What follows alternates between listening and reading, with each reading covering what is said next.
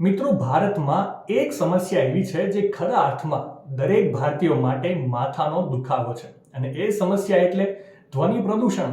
Traffic થયો નથી કે લોકોએ હોર્ન મારવાનું ચાલુ કર્યું નથી, પરંતુ આ જ દેશમાં એક એવું શહેર છે જ્યાં હોર્ન વગાડવું પાપ માનવામાં આવે છે. જી હા, સાચું સાંભળ્યું.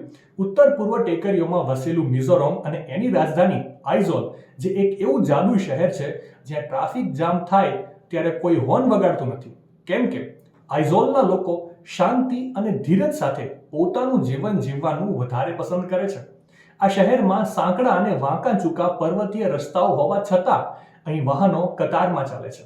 ખતરનાક વળાંકો પર કોઈ ઓવરટેક કરવાની હિંમત કરતું નથી અને સૌથી અગત્યનું, બિનજરૂરી રીતે હોર્ન વગાડવું અહીં ખૂબ જ ખરાબ રીતભાત માનવામાં આવે છે.